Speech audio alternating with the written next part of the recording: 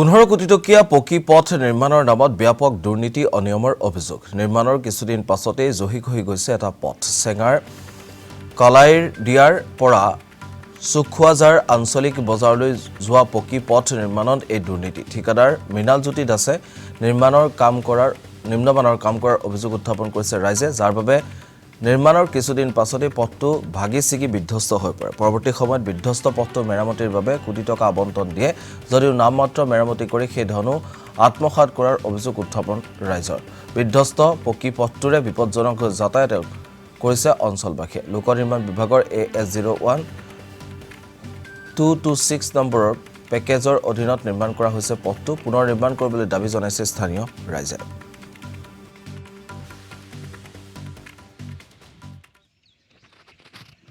এতিয়া যেটো ৰাস্তাৰ কথা কৈছে কালাইদিয়াৰ পৰা সুখুৱাজাৰলৈ যেটো ৰাস্তা এই ৰাস্তাটো আমাৰ চৰাঞ্চলৰ ভিতৰত আটাইতকৈ দীঘল ৰাস্তা বুলি আমি জানো কিন্তু এই ৰাস্তাটো যেতিয়াৰ পৰা কামটো আৰম্ভ কৰিছে সেই কামখিনি যেনেকৈ কৰিব লাগিছিল বিভাগীয় কৰ্তৃপক্ষই যেনেকৈ এষ্টিমেট দিছিল তাৰপিছত যে ৰাইজৰ সুবিধাৰ্থে হয়তো পাৰ্মানেণ্ট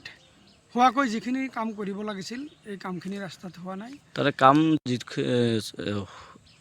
কামত যথেষ্ট খেলিমেলি হৈছে বুলি ক'ব খুজিছে কামৰ যথেষ্ট খেলিমেলি হৈছে তেওঁলোকক আমি বাৰে বাৰে এই কথাখিনি যেতিয়া লকডাউনৰ সময়ত আৰম্ভ হৈছিল ৰাস্তাটো লকডাউনৰ সময়ত আৰম্ভ হোৱাত আমি বাৰে বাৰে তেওঁলোকক অৱগত কৰা সত্ত্বেও কামখিনি তেওঁলোকে যেনেকৈ এজ পাৰ এষ্টিমেট মতে নকৰিল তাৰ বাবে ৰাস্তাৰ দুয়োপাশে কাষে যিটো ছাইড বাম আছে ছাইড বামটো খহি গৈছে জহি খহি গৈছে আৰু ইয়াৰ পৰা ষ্টাৰ্টিঙৰ পৰা যিখিনি কাম আমি চাইছোঁ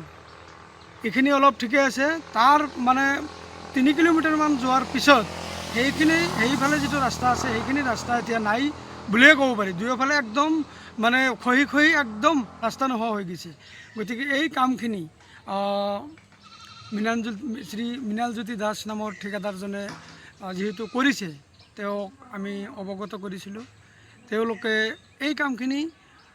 ভালকৈ নকৰাৰ পিছত আমি যেতিয়া গম পাইছিলোঁ যে